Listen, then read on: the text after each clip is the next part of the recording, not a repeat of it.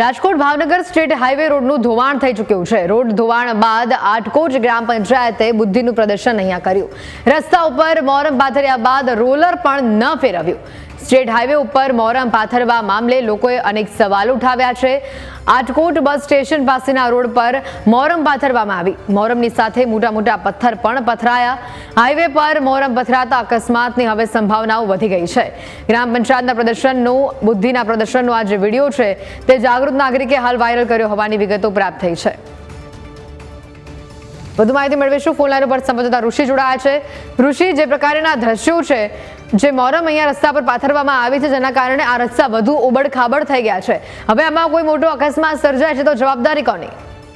હાલ જે ભાવનગર હાઈવે ઉપરનું આ આટકોટ ગ્રામ પંચાયતે બુદ્ધિનું પ્રદર્શન કર્યું છે તેમાં સ્પષ્ટપણે મોરમ પાથરવામાં આવી છે। એક તરફ રાજ્યના અનેક હાઈવે બિસ્માર હાલતમાં છે, ત્યારે આટકોટ ગ્રામ પંચાયત દ્વારા નેશનલ હાઈવે ઉપર મોરમ પાથરવામાં આવી છે અને મોરમ પાથરીને પણ તેમાં રોલર ફેરવવામાં નથી આવ્યું। એક રીતે આટકોટ ગ્રામ પંચાયતનું બુદ્ધિનું પ્રદર્શન કહી શકાય। આ મોરમને કારણે અનેક વાહનોના અકસ્માત થવાની ભીતિ છે, ત્યારે જો આ મોરમને કારણે કોઈ વાહન સ્લીપ થાય અથવા તો અકસ્માત થાય અને એમાં મોત થાય તો જવાબદાર કોણ, તે પણ જે સ્થાનિક તંત્ર છે તેની સામે સવાલ ઉભા થયા છે। હાલ તો અત્યારે ખાડા બુરવાને કારણે લોકોને વધુ અગવડતા પડે તે પ્રમાણેનું તંત્ર કામ કરી રહ્યું છે, ત્યારે તંત્રની કામગીરી સામે અનેક સવાલો સામે આવી રહ્યા છે। જી ઋષિ, આભાર વિગતો બદલ।